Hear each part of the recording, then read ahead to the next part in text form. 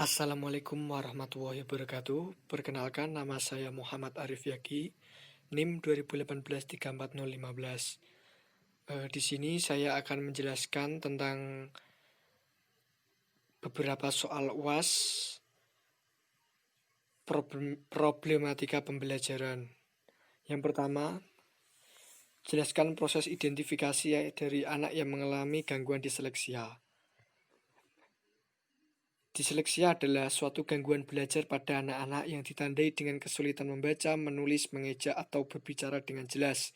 Gangguan belajar ini masuk ke dalam gangguan saraf pada bagian otak. Bagian otak inilah yang memproses bahasa. Gejala disleksia. Di sini gejala disleksia bisa berbeda-beda, yaitu diantaranya ada sebagai berikut: kesulitan belajar membaca. Walaupun tingkat kecerdasan normal, anak disleksia terlihat lebih lamban dan berusaha keras dalam membaca, mempelajari huruf, mengucapkan atau memerka huruf atau angka. Yang kedua, kesulitan dan memiliki kemampuan berbicara yang sangat lambat. Ketiga, perkembangan lebih lambat dibandingkan anak seusianya. Yang keempat, kesulitan mengkoordinasikan gerak tubuh. Dan yang terakhir, sulit berkontraksi dan cenderung mudah sakit. Itu beberapa gejala disleksia dan cara mengatasinya. 1. Membaca buku untuk anak-anak. 2. Mengupayakan kerjasama yang baik dengan pihak sekolah anak. 3. Memperbanyak waktu membaca di rumah. Dan yang keempat, membuat suasana membaca menjadi menyenangkan. 5. Memotivasi anak untuk senang membaca buku. Dan yang terakhir, menghindari celaan jika anak melakukan kesalahan saat membaca agar anak dapat memiliki kepercayaan diri. Itu yang pertama. Dan nomor kedua, jelaskan proses identifikasi dari anak yang mengalami gangguan disgrafia. Disgrafia adalah gangguan belajar lain yang bisa terjadi pada anak secara singkat. Gangguan belajar yang berpusat pada kemampuan menulis anak. Tanda lain gangguan belajar menulis yaitu menunjukkan ketidaksukaannya terhadap kegiatan menggambar atau menulis, dan sulit untuk menulis kalimat dalam bentuk yang baik dan benar. Cara melatih anak dengan kondisi disgrafia: menjalani terapi, mengubah kebiasaan,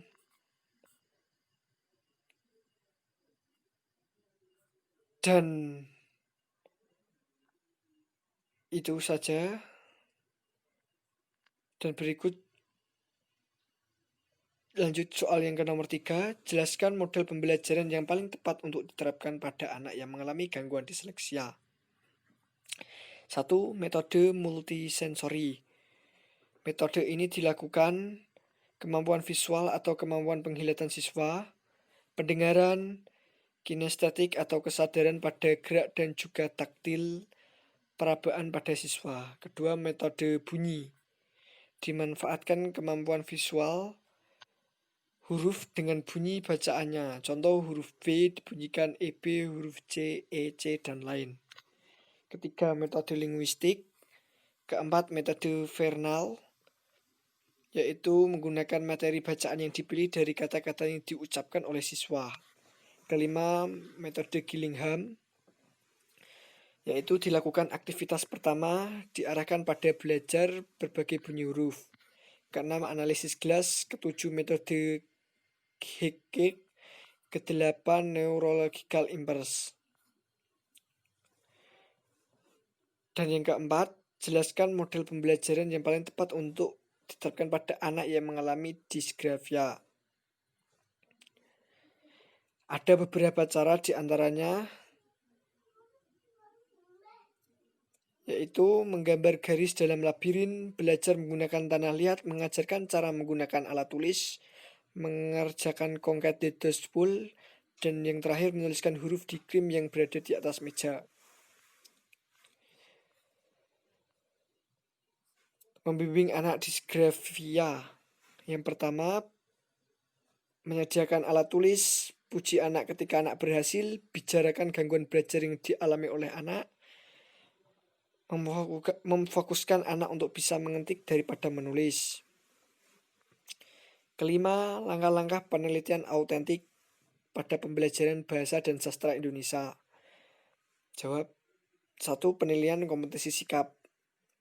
Pendidik melakukan penilaian kompetisi sikap melalui observasi, penilaian diri, penilaian teman, sejawat oleh peserta didik dan menggunakan jurnal. Instrumen yang digunakan untuk observasi penilaian diri, penilaian scale yang disertai rubrik, sedangkan pada jurnal berupa catatan pendidik.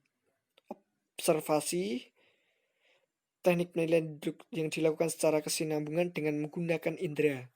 Kedua, penilaian diri. Ketiga, penilaian antar peserta didik. Keempat, jurnal merupakan catatan pendidik di dalam dan di luar kelas yang berisi informasi hasil pengamatan tentang kekuatan dan kelemahan peserta didik yang berkaitan dengan sikap dan perilaku.